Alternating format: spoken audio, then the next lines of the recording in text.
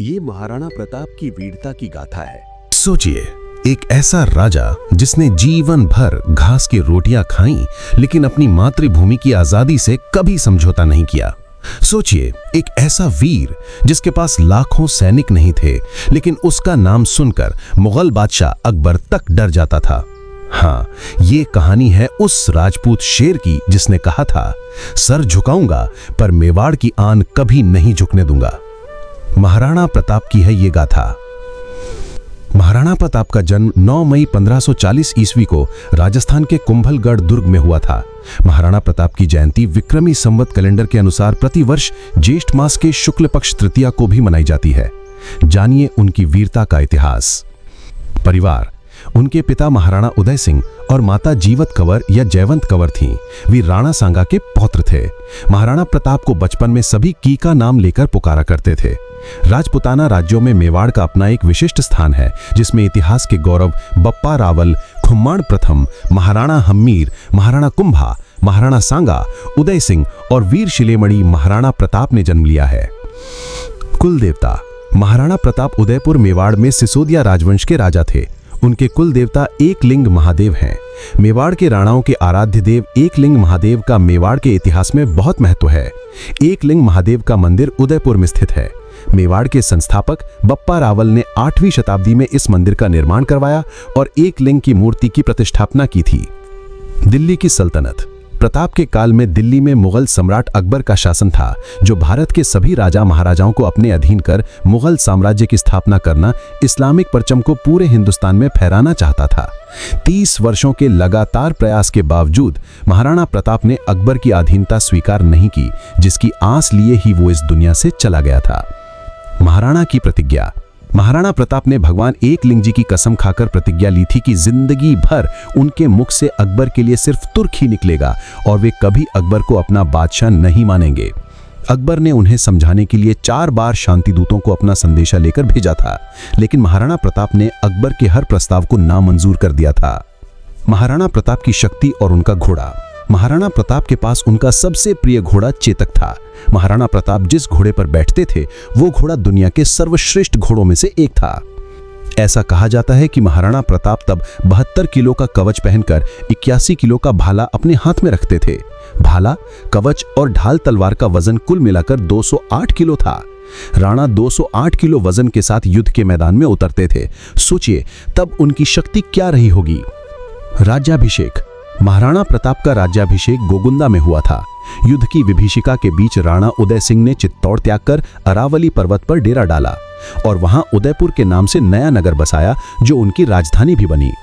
उदय सिंह ने अपनी मृत्यु के समय भटियानी रानी के प्रति आसक्ति के चलते अपने छोटे पुत्र जगमल को गद्दी सौंप दी थी, जबकि प्रताप ज्येष्ठ पुत्र होने के कारण स्वाभाविक उत्तराधिकारी थे। उदय सिंह के फैसले का उस समय सरदारों और जागीरदारों ने भी विरोध किया था। दूसरी ओर मेवाड़ की प्रजा भी महाराणा प्रताप से लगाव रखती थी। जगमल को गद्दी मिलने पर जनता में विरोध और निराशा उत्पन्न हुई। इसके चलते राजपूत सरदारों ने मिलकर विक्रम संवत 1628 फाल्गुन शुक्ल 15 अर्थात 1 मार्च 1676 को महाराणा प्रताप को मेवाड़ की गद्दी पर बैठाया। इस घटना से जगमल उनका शत्रु बन गया और अकबर से जा मिला। महाराणा की मेवाड़ की राजधानी उदयपुर थी। उन्होंने 1568 से 1597 ईस्वी तक शासन किया। उदयपुर पर यवन तुर्क आसानी से आक्रमण कर सकते हैं, ऐसा विचार कर तथा सामंतों की सलाह से प्रताप ने उदयपुर छोड़कर कुंभलगढ़ और गोगुंदा के पहाड़ी इलाके को अपना केंद्र बनाया। जगमल जा मिला अकबर से। जगमल नाराज होकर बादशाह अकबर के पास चला गया और बादशाह ने उसको जहाजपुर का इलाका जागीर में प्रदान कर अपने पक्ष में कर लिया। इसके पश्चात बादशाह ने जगमल को सिरोही राज्य का आधा राज्य प्रदान कर अपने पक्ष में कर लिया। इस कारण जगमाल की सिरोही के राजा सुल्तान देवड़ा से दुश्मनी हो गई और अंत में सन 1583 में हुए युद्ध में जगमाल मारा गया। जिस समय महाराणा प्रताप सिंह ने मेवाड़ की गद्दी संभाली, उस समय राजपुताना बेहद नाजुक दौर से गुजर रहा था। बादशाह अकबर की क्रूरता के आगे राजपुताने के कई राजाओं ने अपने सिर झुका लिए थे। कई वीर प्रतापी राजवंशों के उत्तराधिकारियों ने अपने कुल मर्यादा का सम्मान भुलाकर मुगलिया वंश से वैवाहिक संबंध स्थापित कर लिए थे। कुछ स्वाभिमानी राजघरानों के साथ ही महाराणा प्रताप भी अपने पूर्वजों की मर्यादा की रक्षा हेतु अटल थे और इसलिए तुर्क बादशाह अकबर की आंखों में वे सदैव खटकते रहते थे। मेवाड़ पर अकबर का आक्रमण। मेवाड़ को जीतने के लिए अकबर ने कई प्रयास किए। अजमेर को अपना केंद्र बनाकर अकबर ने प्रताप के विरुद्ध सैनिक अभियान शुरू कर दिया। प्रताप ने कई वर्षों तक मुगलों के सम्राट अकबर की सेना के साथ संघर्ष किया। प्रताप की वीरता ऐसी थी कि उनके दुश्मन भी उनके युद्ध कौशल के कायल थे। उदारता ऐसी कि दूसरों की पकड़ी गई मुगल बेगमों को सम्मानपूर्वक उनके पास वापस भेज दिया था। अपनी विशाल मुगलिया सेना, बेमिसाल बारूद खाने, युद्ध की नवीन पद्धतियों के जानकारों से युक्त सलाहकारों, गुप्तचरों की लंबी फहरिस्त और चालबाजी के उपरांत भी जब अकबर महाराणा प्रताप को झुकाने में असफल रहा तो उसने आमेर के महाराजा भगवान दास के भतीजे मानसिंह को विशाल सेना के साथ डूंगरपुर और उदयपुर के शासकों को अधीनता स्वीकार करने के हेतु विवश करने के लक्ष्य के साथ भेजा। मानसिंह की सेना के समक्ष डूंगरपुर राज्य अधिक प्रतिरोध नहीं कर सका। इसके बाद मानसिंह महाराणा प्रताप को समझाने के लिए उदयपुर पहुंचे। मानसिंह ने उन्हें अकबर की अधीनता स्वीकार करने की सलाह दी, लेकिन प्रताप ने दृढ़तापूर्वक अपनी स्वाधीनता बनाए रखने की घोषणा की और युद्ध में सामना करने की घोषणा भी कर दी। मानसिंह के उदयपुर से खाली हाथ आ जाने को बादशाह ने एक करारी हार के रूप में लिया तथा अपनी विशाल मुगलिया सेना को मानसिंह और आसफ खां के नेतृत्व में मेवाड़ पर आक्रमण करने के लिए भेज दिया। आखिरकार 30 मई सन 1576 बुधवार को प्रातःकाल में हल्दी घाटी के मैदान में भयंकर युद्ध छिड़ गया। मुगलों की विशाल सेना टिड्डी दल की तरह मेवाड़ भूमि की ओर उमड़ पड़ी। उसमें मुगल, राजपूत और पठान योद्धाओं के साथ जबरदस्त तोपखाना भी था। अकबर के प्रसिद्ध सेनापति महावत खां, आसफ खां, मानसिंह के साथ शहजादा सलीम यानी जहांगीर भी उस मुगल वाहिनी का संचालन कर रहे थे, जिसकी संख्या इतिहासकार 80,000 से 1 लाख तक बताते हैं। इस युद्ध में प्रताप ने अभूतपूर्व वीरता और साहस से मुगल सेना के दांत खट्टे कर दिए और अकबर के सैकड़ों सैनिकों को मौत के घाट उतार दिया। विकट परिस्थिति में झाला सरदार मानसिंह ने उनका मुकुट और छत्र अपने सिर पर धारण कर लिया। मुगलों ने उसे ही प्रताप समझ लिया और वे उसके पीछे दौड़ पड़े। इस प्रकार उन्होंने राणा को युद्ध क्षेत्र से निकल जाने का अवसर प्रदान कर दिया। इस असफलता के कारण अकबर को बहुत गुस्सा आया। उसी दौरान अकबर स्वयं विक्रम संवत 1633 में शिकार के बहाने इस क्षेत्र में अपने सैन्य बल सहित पहुंचे और अचानक ही महाराणा प्रताप पर धावा बोल दिया। प्रताप ने तत्कालीन स्थितियों और सीमित संसाधनों को समझकर स्वयं को पहाड़ी क्षेत्रों में स्थापित किया और लघु और छापामार युद्ध प्रणाली के माध्यम से शत्रु सेना को हतोत्साहित कर दिया। बादशाह ने स्थिति को भांपकर वहां से निकलने में ही समझदारी समझी। एक बार के युद्ध में महाराणा प्रताप ने अपने धर्म का परिचय दिया और युद्ध में एक बार शाही सेनापति मिर्जा खां के सैन्य बल ने जब समर्पण कर दिया था तो उसके साथ में शाही महिलाएं भी थीं। महाराणा प्रताप ने उन सभी के सम्मान को सुरक्षित रखते हुए आदरपूर्वक मिर्जा खां के पास पहुंचा दिया। जहांगीर से युद्ध। बाद में हल्दी घाटी के युद्ध में करीब 20,000 राजपूतों को साथ लेकर महाराणा प्रताप ने मुगल सरदार राजा मानसिंह के 80,000 की सेना का सामना किया। इसमें अकबर ने अपने पुत्र सलीम यानी जहांगीर को युद्ध के लिए भेजा था। जहांगीर को भी मुंह की खानी पड़ी और वो भी युद्ध का मैदान छोड़कर भाग गया। बाद में सलीम ने अपनी सेना को एकत्रित कर फिर से महाराणा प्रताप पर आक्रमण किया और इस बार भयंकर युद्ध हुआ। इस युद्ध में महाराणा प्रताप का प्रिय घोड़ा चेतक घायल हो गया था। राजपूतों ने बहादुरी के साथ मुगलों का मुकाबला किया, परंतु मैदानी तोपों तथा बंदूकधारियों से सुसज्जित शत्रु की विशाल सेना के सामने समूचा पराक्रम निष्फल रहा। युद्ध भूमि पर उपस्थित 22,000 राजपूत सैनिकों में से केवल 8,000 जीवित सैनिक युद्ध भूमि से किसी प्रकार बचकर निकल पाए।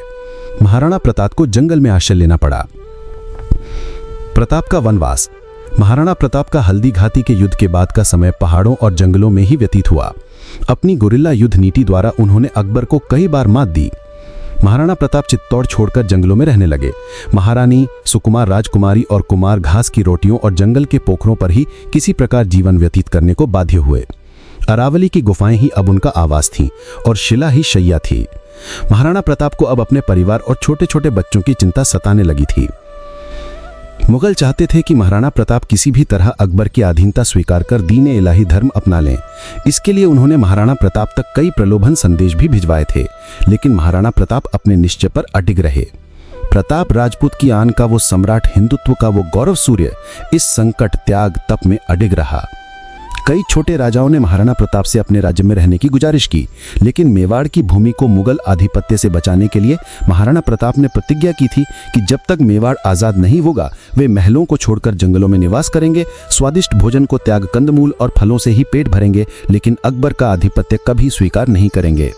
जंगल में रहकर ही महाराणा प्रताप ने भीलों की शक्ति को पहचानकर छापामार युद्ध पद्धति से अनेक बार मुगल सेना को कठिनाइयों में डाला था। प्रताप साधन सीमित होने पर भी दुश्मन के सामने सिर नहीं झुकाया। भामाशाह की मदद। बाद में मेवाड़ के गौरव भामाशाह ने महाराणा के चरणों में अपनी समस्त संपत्ति रख दी। भामाशाह ने 20 लाख अशरफियां और 25 लाख रुपए महाराणा को भेंट में प्रदान किए। महाराणा इस प्रचुर संपत्ति से पुनः सैन्य संगठन में लग गए। इस अनुपम सहायता से प्रोत्साहित होकर महाराणा ने अपने सैन्य बल का पुनर्गठन किया तथा उनकी सेना में नवजीवन का संचार हुआ। महाराणा ने पुनः कुंभलगढ़ पर अपना कब्जा स्थापित करते हुए शाही फौजों द्वारा स्थापित थानों और ठिकानों पर अपना आक्रमण जारी रखा। अकबर की सेना की लूटपाट। मुगल बादशाह अकबर ने विक्रम संवत 1635 में एक और विशाल सेना शाहबाज खान के नेतृत्व में मेवाड़ भेजी। इस विशाल सेना ने कुछ स्थानीय मदद के आधार पर वैशाख कृष्ण 12 को कुंभलगढ़ और केलवाड़ा पर कब्जा कर लिया तथा गोगुंदा और उदयपुर क्षेत्र में लूटपाट की। ऐसे में महाराणा प्रताप ने विशाल सेना का मुकाबला जारी रखते हुए अंत में पहाड़ी क्षेत्रों में पनाह लेकर स्वयं को सुरक्षित रखा और चावंड पर पुनः कब्जा किया। शाहबाज खान आखिरकार खाली हाथ पुनः पंजाब में अकबर के पास पहुंच गया। चित्तौड़ को छोड़कर महाराणा ने अपने समस्त दुर्गों का शत्रु से पुनः उद्धार कर लिया। उदयपुर को उन्होंने अपनी राजधानी बनाया। विचलित मुगलिया सेना की घटते प्रभाव और अपनी आत्मशक्ति के बूते महाराणा ने चित्तौड़गढ़ व मांडलगढ़ के अलावा संपूर्ण मेवाड़ पर अपना राज्य पुनः स्थापित कर लिया। इसके बाद मुगलों ने कई बार महाराणा प्रताप को चुनौती दी, लेकिन मुगलों को मुंह की खानी पड़ी। आखिरकार युद्ध और शिकार के दौरान लगी चोटों की वजह से महाराणा प्रताप की मृत्यु 1597 को चावंड में हुई। 30 वर्षों के संघर्ष और युद्ध के बाद भी अकबर महाराणा प्रताप को ना तो बंदी बना सका और ना ही झुका सका। महान वो होता है जो अपने देश, जाति, धर्म और संस्कृति की रक्षा के लिए किसी भी प्रकार का समझौता न करे और सतत संघर्ष करता रहे। ऐसे ही व्यक्ति लोगों के दिलों में हमेशा जिंदा रहते हैं। यदि आपको ये स्टोरी लगे तो इस वीडियो को लाइक करके चैनल को जरूर सब्सक्राइब करें। थैंक यू, धन्यवाद।